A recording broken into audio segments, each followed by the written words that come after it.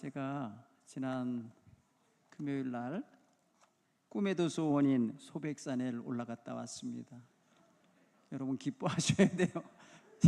제가 혹시나 죽지 않을까, 혹시나 쇼크 오지 않을까 이런 염려도 있었어요. 건강 테스트 겸 소원 성취 겸, 그리고 하나님 주신 자연 예쁜 꽃도 볼 겸 이래서 갔는데 참 좋았습니다. 제가 한 여자분하고 같이 갔는데 올라갈 땐 처녀같이 올라가더니 내려올 때는 할머니같이 내려오는 거예요. 이 산이 진짜 좋은 산인가? 아니 올라갈 때는 생기발랄해서 앞장서서 가더니 내려올 땐 꼴찌로 말이에요. 처져가지고 지팡이 짚고 허리 굽히고 내려오니까 완전히 할머니같이 오더라고요. 제가 그 산을 오르가면서 무슨 생각을 했냐면, 제가 전에 보았던 영화 한 편이 생각이 났어요. 언덕에 올라갔다 산에서 내려온 사나이. 잉글리시맨이라고 하는 영국 영화인데요, 2차 세계대전 때 아들들 남편들이 전쟁 나가서 전쟁터에서 죽어버리고 집으로 돌아오지 못하는 슬픈 마을이 있었어요. 근데 측량 기사들이 와가지고 자기네 마을의 산을 측량하게 됐어요. 그래서 일정 높이가 안 되면 산이 아니라 언덕이 된다는 거예요. 근데 그 어려서부터 놀던 산을 측량해 보니까 조금 모자라서 언덕이 되게 생겼어요. 이게 우리 마을의 유일한 산인데 언덕으로 변하는 건 있을 수가 없다 해갖고 온 동네 사람들이 대책회의를 해가지고 그 측량 기사들의 발을 묶어버려요. 런던으로 못 가게 그 동네에 고립을 시켜버려요. 그래서 다시 측량하게 하기 위해서 이제 술을 먹여서, 진탕 술을 먹여서 하루 못 가게 하고, 자동차 펑크를 내게 해서 하루 못 가게 하고, 또 하루는 기계 부품, 자동차 부품을 빼서 감춰갖고 못 가게 하고. 근데 기차로 가려고 하는데 기차를 운행 못하게 만들어요. 그래서 못 가게 하고. 결국 그 사이에 무슨 회의를 하냐, 우리가 우리의 이 언덕이라고 이 부끄러운 이름을 얻게 되는 우리의 산을 산으로 만들자 해가지고 온 동네 사람들이 한 마음 한 뜻이 돼서 흙을 퍼 올리는 거예요. 밑에서부터 흙을 퍼서 산에다가 올리는 거예요. 사실은 불법이죠. 이건 안 되는 거죠. 자연의 산이 아니잖아요. 하루 종일 했는데 그날 밤에 비가 왔어요. 다 무너지는 거예요. 토요일 날에 이 비가 온 거예요. 주일 날인 거예요. 월요일 날 그 사람들 가게 돼 있어요. 주일 날 큰일 났어요. 온 동네 사람 다 동원령을 내렸는데 예배당 가야 돼. 거기 목사님이 한 분 있는데 다 교회 오라는 거예요. 주일날 어디 가서 일을 하냐고. 여러분, 저는 거기서 그 영화를 보면서 과연 이 백성들의 희망이 사라지고 있는 지점에서 교회는 어떻게 할 건가, 목회자는 어떤 생각을 해야 되나. 그 영화를 보면서 제가 그 순간부터 종교 영화로 바뀌는 거예요. 저한테는 강단에 올라오신 목사님이 창가로 보니까 몇몇 마을 사람들이 흙을 퍼서 가고 가는 게 보여요. 저 사람들은 희망을 지키기 위해서 가고 있는 거예요. 그런데 목사가 강단에 서서 희망을 선포할 수가 있어요? 그때 설교를 바꿉니다.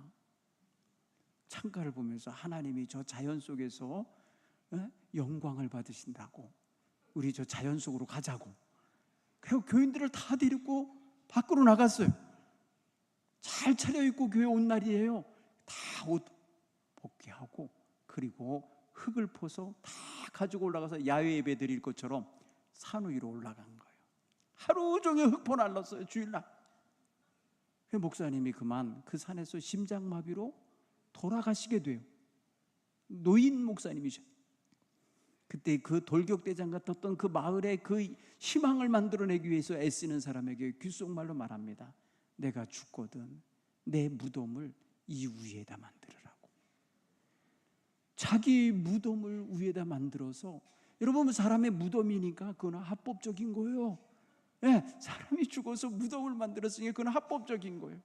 그렇게 무덤을 만들고 저녁에 백성들이 다 내려갑니다.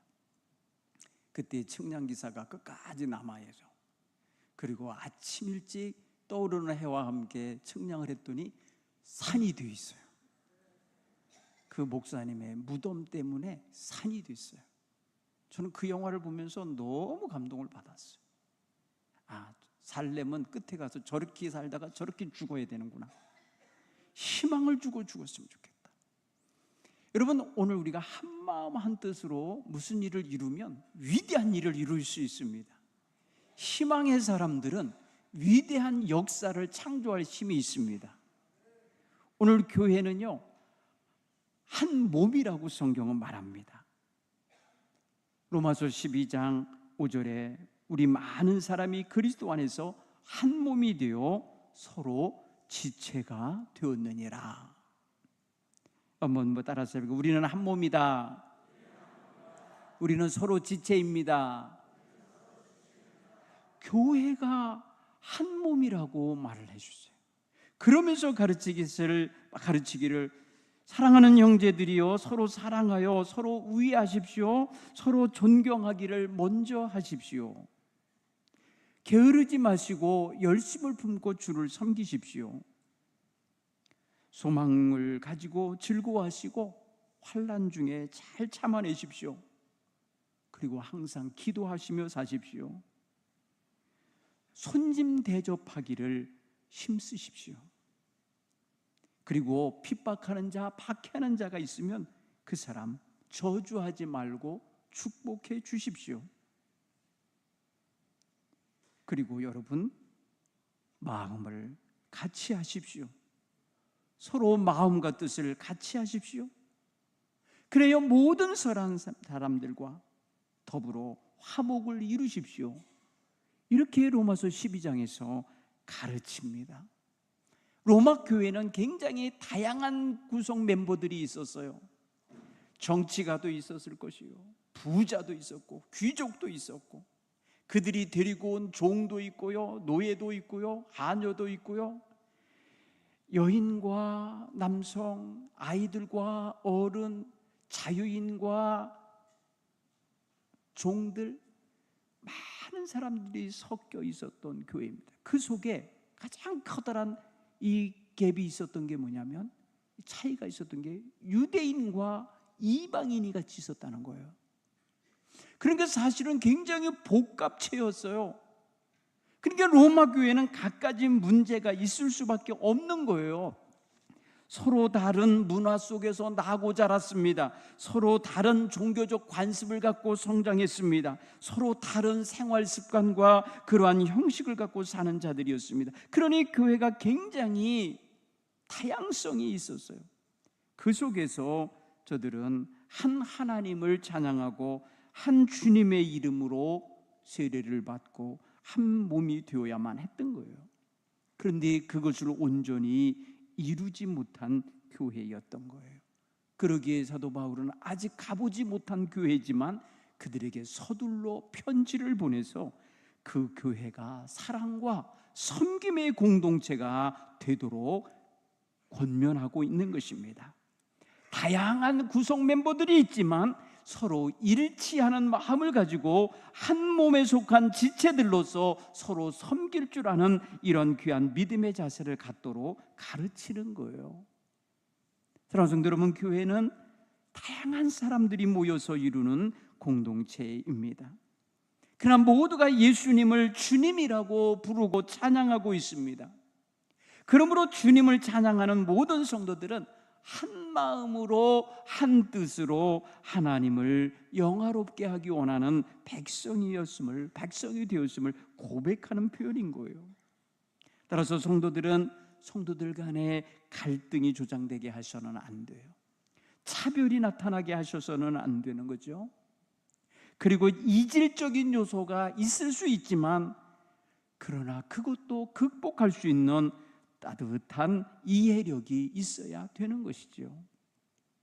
그래도 우리 교회는 굉장히 일치성이 많은 교회예요.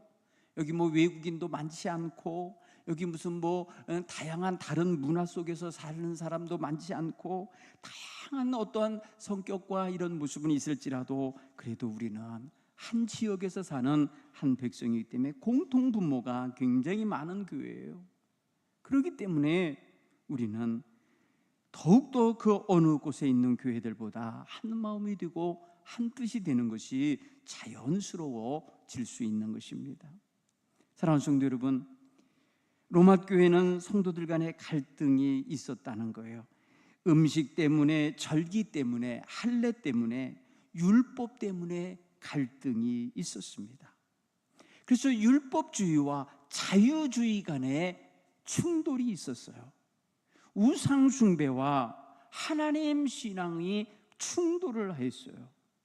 그런가 하면 영적인 교만과 자기의가 서로에게 있었는데, 유대교 출신의 기독교인들은 자신들이 아브라함의 후손이라고 뻐기는 그러한 마음의 교만이 있었어요. 그런가 하면 이방인들은 우리는 오직 예수의 복음으로 말미암아 구원받았다고 하는 그 어떤 율법의 억제나 통제를 받아본 경험이 없었던 것이 자랑스러웠어요. 오직 예수로만 구원받을 수가 있었기 때문이에요. 그렇기 때문에 서로가 영적인 교만함이 부딪힐 수 있었던 상황인 거예요. 그런가 하면 공동체가 하나가 되지 못하는 데에는요, 이 서로 섞이는 거, 물과 기름이 섞이질 않죠. 아무리 휘저어도 나중에 보면 물은 물대로 가라앉고 기름은 기름대로 떠 있단 말이죠. 이게 잘 섞이질 않아요. 그래서 서로 한 몸 의식이 잘 안 갖춰지는 거예요. 옆에 있는 사람이 내 짝이고 내 지체라고 하는 의식이 잘 안 들어지는 거예요. 이게 정말 심각한 거예요. 우리 동부교회 온 성도들은 서로를 받아들이고 서로를 판단하지 말고 차별하지 말고 서로를 존경하고 존중하며 하나 되는 아름다운 사랑의 공동체를 늘 이루어갈 수 있기를 간절히 축원합니다. 오늘 성경 15장 5절로 7절에 서로 뜻을 같이 하여서 그리스도 예수의 마음을 품고 서로 받아들여라 라고 표현했습니다. 받아들인다는 건 뭐냐는 건요, 그 사람을 이해한다, 그 사람의 문화와 성장 배경과 지금까지 살아왔던 상황을 그대로 내 마음에 받아들여 주는 거예요. 그런 문화에서 살았으니까 그럴 수밖에 없었겠구나 라고 이해해 주는 거예요. 이렇게 서로를 받아들여 줘야 이방인과 유대인이 하나로 연합할 수가 있는 거잖아요. 여러분, 우리 모든 인간은 유대인이 됐든지 이방인이 됐든지 한국인이 됐든지 죄인의 속성을 가지고 있어요. 여차하면 죄악에 물들어요. 여차하면 죄악의 습성이 행동화되고 말과 생각으로 반영되고 자신의 감정으로 응어리지거나 표출 못한 채 병이 되는 경우가 많아요. 여러분, 그래서 이게 상당히 심각한 겁니다.